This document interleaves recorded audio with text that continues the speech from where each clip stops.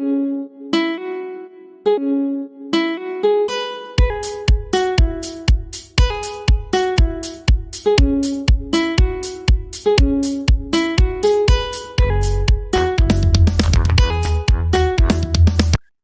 मादक पदार्थों के सेवन को लेकर के और जो तस्कर इसमें इन्वॉल्व हैं उनके खिलाफ कार्रवाई को लेकर के पुलिस काफी सक्रिय होकर कार्रवाई कर रही है और ये राज्य सरकार की प्राथमिकताओं में शामिल है। फिर भी मेरा व्यक्तिगत मानना है कि सिर्फ पुलिस की कार्रवाई से ही इस समस्या से निजात नहीं पाया जा सकता है।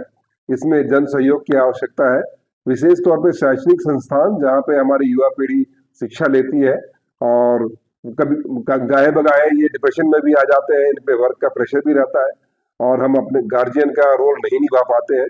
तो मुझे लगता है कि शिक्षण संस्थाओं का आने वाले समय में काफी बड़ा रोल है और इनको अपनी महती भूमिका निभानी चाहिए। और इसीलिए मैं सभी से अनुरोध करूंगा कि आप सभी भी जो आपके स्टूडेंट्स हैं उनकी समस्याओं को सुने और उनको ऑब्जर्व भी करें कि किसी न किसी ढंग से कहीं वो नशे के चंगुल में तो नहीं फंस रहे हैं।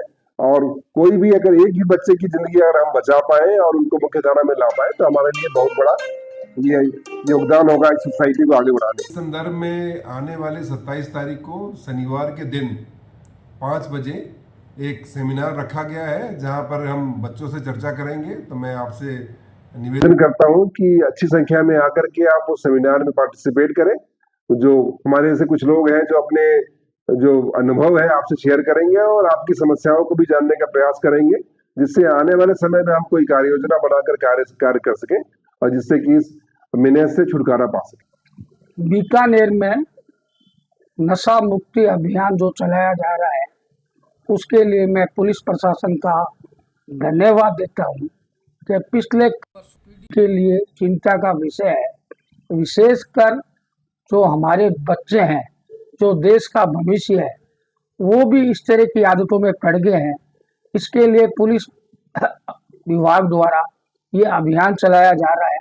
इसके लिए मैं बीकानेर के श्री ओम प्रकाश जी जो हमारे बीकानेर के महानिरीक्षक हैं उनको भी धन्यवाद देता हूँ और बीकानेर के उद्योग जगत को भी आह्वान करता हूँ कि इसमें ज़्यादा से ज़्यादा और इस अभियान को सफल बनाए। तो मैं अंशुल आचार्य, रेनबो क्लासेस का डायरेक्टर, आरएन न्यूज़ को अपने जो सोशल काम कर रहे हैं उनके लिए बहुत बहुत धन्यवाद देता हूँ।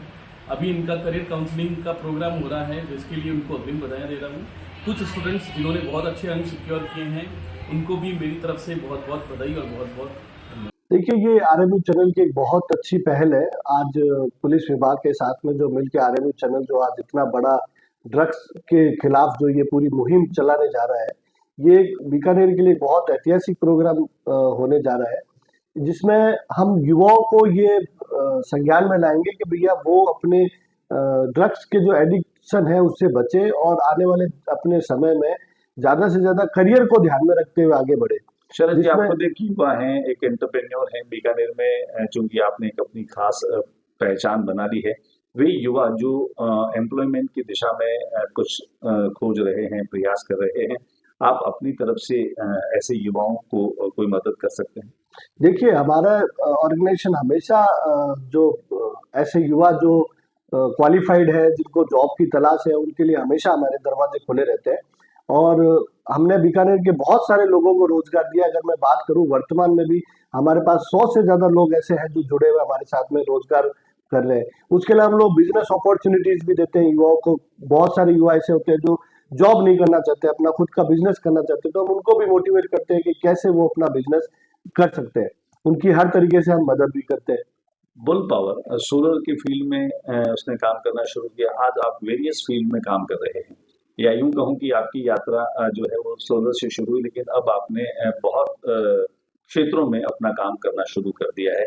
बताएं, वर्तमान में जो यूनियन बजट आया है, इस बजट को लेकर आपकी व्यापारिक क्षेत्र को लेकर कितनी संभावनाएं खुद देखते हैं? देखिए, ये जो बजट आया, अगर मैं सही मायने में देखा जाए तो ये व्यापारियों का ही बजट रहा है। व्यापारियों को जहाँ पे 10 लाख रुपए का मुद्रा लोन मिल रहा था, उसको आज 20 लाख लिमिट कर दी गई है।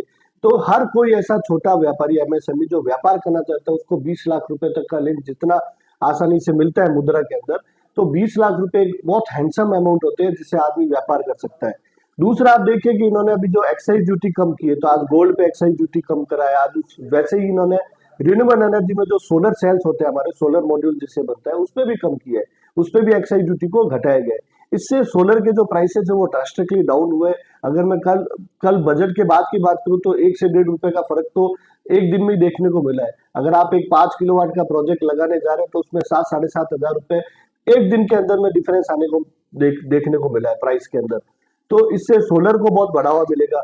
दूसरा अगर आप देखें तो गवर्नमेंट ने औद्योगिक क्षेत्र के लिए जो फंड्स दिए वो सराहनीय रहे।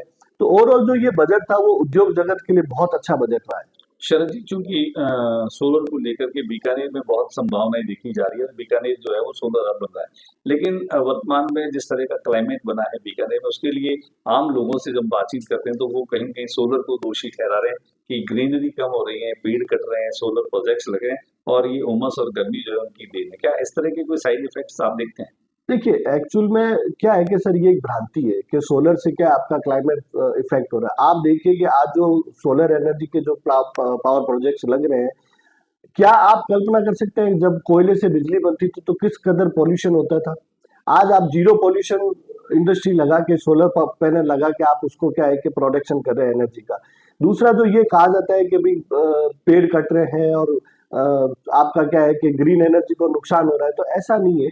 आज गवर्नमेंट ने काफी सारे नॉर्म्स ऐसे बना रखे हैं कि जब आप सोलर पावर प्लांट लगाएंगे तो जितने पेड़ आप काट रहे हो उसके अगेंस्ट में कई गुना पेड़ उनको वापस लगाने भी होते हैं। तो ऐसा नहीं है कि कंपनियां सिर्फ पेड़ों को काटती जा रही है, पेड़ लगा भी रहे हैं उसी तादाद में।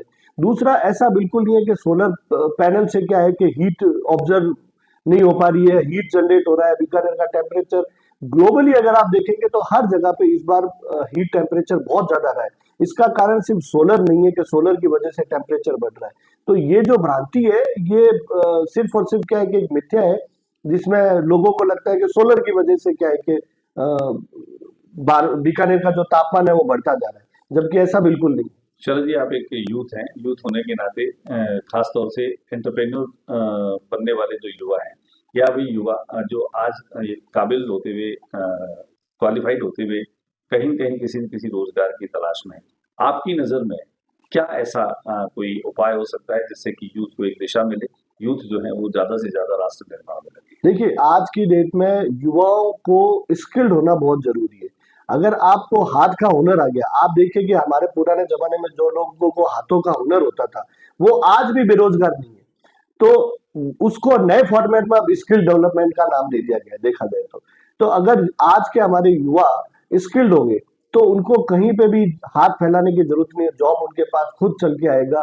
और दूसरा हर युवा ये सोचता है कि वो ऑफिस प्रेमाइसेस में बैठ के काम करना चाहता है, जबकि फील्ड वर्क जो करेगा उसको जल्दी अपॉर्चुनिटीज मिलेगी। आज आप किसी भी फील्ड में चले जाइए, चाहे आप इंफ्रास्ट्रक्चर के फील्ड में जाइए, चाहे आप रिन्यूएबल के फील्ड में जाइए, चाहे आप किसी भी इंडस्ट्री में चले जाइए, तो फील्ड वर्क के जॉब बहुत सारे हैं जिसपे युवा केंद्र करना ही नहीं चाहता। युवाओं को ये एक मेंटेलिटी बना ली है कि हम ऑफिस प्रेमाइसेस में बैठ के बिजनेस करना चाहते हैं, बैठ के जॉब करना चाहते हैं। उस सोच से अगर वो बाहर निकलेंगे और अपने स्किल को डेवलप करेंगे तो जॉब की कोई कमी नहीं है। पूरे हिंदुस्तान में बहुत सारे उद्योग ऐसे हैं जिनको आज अच्छे युवा स्किल्ड की आवश्यकता है। मैं मेरा बताते हूँ, हमें रेगुलर बेसिस पे टीम की रिक्वायरमेंट रहती है, लेकिन फील्ड पे काम करने के नाम पे लड़के चले जाते हैं। देखिए स्टार्टअप में सबसे बड़ा चैलेंज क्या है कि सर जो भेड़चाल चल रही है वो सबसे बड़ा नुकसान है। आज बहुत सारे युवाओं को ये लगता है कि अगर फला व्यक्ति कोई प्रोजेक्ट में सक्सेस हो गया तो मैं भी वो काम करूंगा और सक्सेस हो जाऊंगा।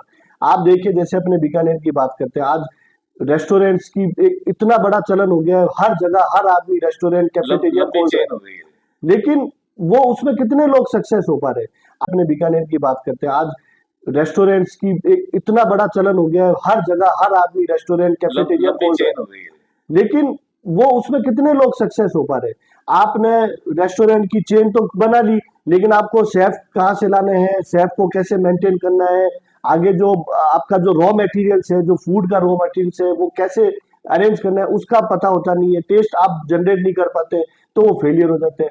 ऐसे स्टार्टअप में क्या प्रॉब्लम आ रही है कि लोग आ तो रहे भेड़ चाल के चक्कर में कि उसने ये किया तो मैं भी ये कर दूंगा, लेकिन उसकी पूरी स्टडी करते नहीं है, थ्योरेटिकल उसका नॉलेज लेते नहीं है, प्रैक्टिकल उसका अनुभव लेते नहीं है और सीधा व्यापार स्टार्ट कर देते हैं। तो फेलियर के पीछे कहीं ना कहीं ये सबसे बड़ा रीजन रहता है। और कुछ कहना चाहेंगे सर जी आप? बस मैं यही कहना चाहूंगा कि जो आरएमई चैनल ने जो ये नशा मुक्ति को लेकर जो ये अभियान चला है और जो 27 तारीख को पुलिस विभाग के साथ में जो ये प्रोग्राम करने जा रही है, उसके लिए मैं एडवांस में बहुत अपने तहे दिल से शुभकामनाएं और बधाई देता हूँ। दूसरा, जो आज बीकानेर के अंदर जो पुलिस विभाग ओम प्रकाश जी के आने के बाद में जो हमने नोटिस किया है कि जो बीकानेर की सीमाओं से जो ड्रग की जो तस्करी हो रही थी, उस पर जो विराम लगा है, प्लस बीकानेर में जिस प्रकार से पुलिस प्रशासन ने काम किया है वो बहुत ही प्रशंसनीय है।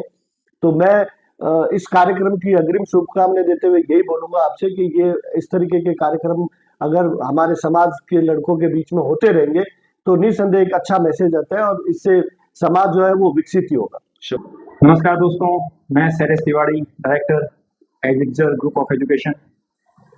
आरएम न्यूज़ और बीकानेर पुलिस विभाग द्वारा खासकर ओम प्रकाश जी आईजी साहब इनके द्वारा चलाया जा रहा नशा मुक्ति अभियान में आप सभी का सहयोग बहुत ज़रूरी है। बीकानेर जनता से आह्वान है कि ज़्यादा उपस्थित होकर आप जिला उद्योग संघ में तारीख को शाम को पहुँचें और नशे को दूर रखें, क्योंकि नशा जो है वो बीकानेर की जड़ों को ख़त्म कर रहा है, हमारी कल्चर, हमारी संस्कृति उससे बहुत दूर ले जा रहा है हमें, और ये हमारे स्वास्थ्य के लिए बहुत हानिकारक है। हम अभी देख रहे हैं कि कुछ भी पता नहीं चलता, कभी भी किसी का भी हानिकारक हो जाता है, कोई नशे का कभी अभी निशान देखा हमने कि एक युवा व्यक्ति चलते चलते मर गया। ये सब नशे का लत है, इस कारण से युवा खराब हो रहा है।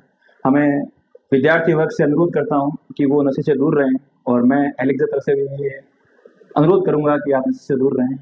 याद रखें 27 तारीख को जरूर पहुंचे सेमिनार में, मैं भी पहुंच रहा हूँ, आप भी पहुंचे।